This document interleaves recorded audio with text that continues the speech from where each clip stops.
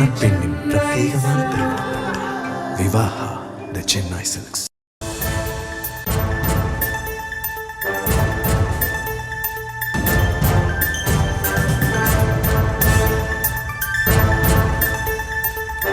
அண்மைச் செய்தி: ஊராட்சி செயலர்களை திமுக கிராம செயலாளர்கள் பரப்புரையில் ஈடுபடுத்துவதா என இபிஎஸ் கேள்வி எழுப்பியுள்ளார். கூடுதல் விவரங்களோடு இணைகிறார் நமது செய்தியாளர் லதா. வணக்கம் லதா. விவரம். வணக்கம்.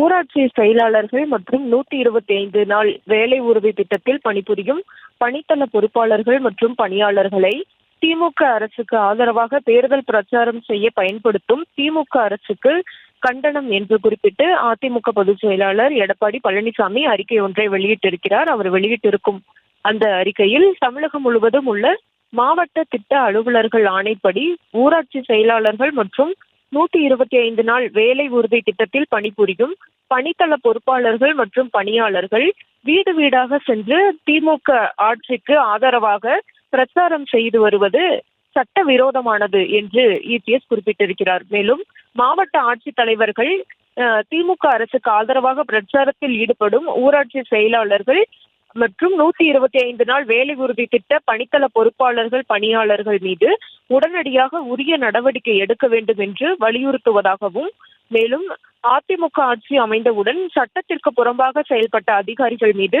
உரிய நடவடிக்கை எடுக்கப்படும் என்று எச்சரிக்கிறேன் என்றும் இபிஎஸ் குறிப்பிட்டிருக்கிறார். மேலும் கிராம பஞ்சாயத்தின் வளர்ச்சிக்காக பணிபுரியும் கிராம செயலாளர்கள் மற்றும் கிராமங்களின் அடிப்படை தேவைகளை பூர்த்தி செய்யும் 125 நாள் வேலை உறுதி திட்டத்தில் பணிபுரியும் பணித்தள பொறுப்பாளர்கள் மற்றும் பணியாளர்களை இந்த திமுக அரசு தங்களது சுய லாபத்திற்காக தேர்தல் பிரச்சார வேலைகளில் ஈடுபடுத்துவதற்கு கடும் கண்டனத்தை தெரிவித்திருப்பதுடன் தேர்தல் பிரச்சார வேலைகளில் அவர்களை ஈடுபடுத்துவதை உடனடியாக நிறுத்த வேண்டும் என்றும் இபிஎஸ் வலியுறுத்தியிருக்கிறார்.